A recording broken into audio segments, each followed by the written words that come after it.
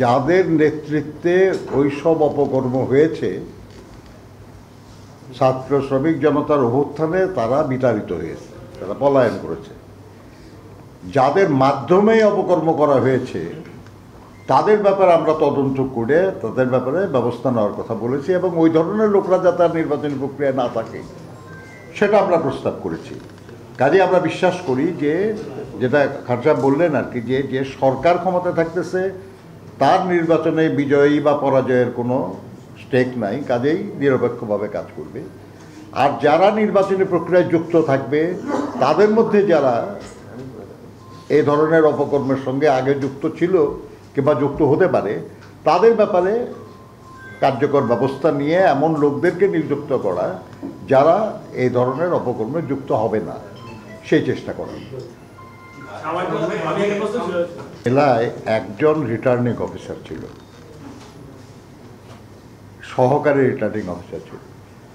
আপনার কি মনে হয় আর কি যে ওই পদের আর লোকজন নাই আমাদের?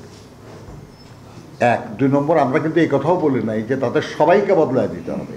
আমরা বলেছি যে তদন্ত করে যাদের বিরুদ্ধে এই ধরনের অপরাধের অভিযোগ থাকবে তাদের বদলাতে হবে। এটা এমন কোনো কঠিন কাজ না, এটাকে আমরা জটিল মনে করলে বিরাট জটিল, আসলে তো বড় জটিল না এটা আর কি।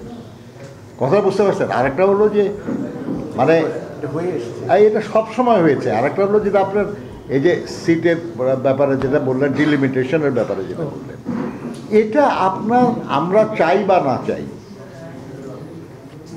আমরা তো উনি বলেছেন যে একটা সময়ে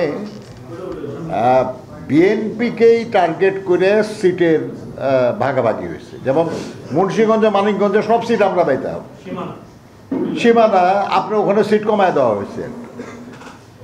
কথাটা বুঝতে পারছেন? এরকম ধরনের হয়েছে তো ঘটনা আর কি। কিন্তু এটা সমাধানের জন্য তো খালি আমাদের প্রস্তাবের কোনো খুব একটা জরুরি না। প্রত্যেক নির্বাচনের আগে এটা নির্বাচন কমিশন থেকে এটা একটা নোটিফিকেশন হয় যে আসন পুনর্বিন্যাসের ব্যাপারে কারো কোনো প্রস্তাব আছে, আপত্তি থাকলে হ্যাঁ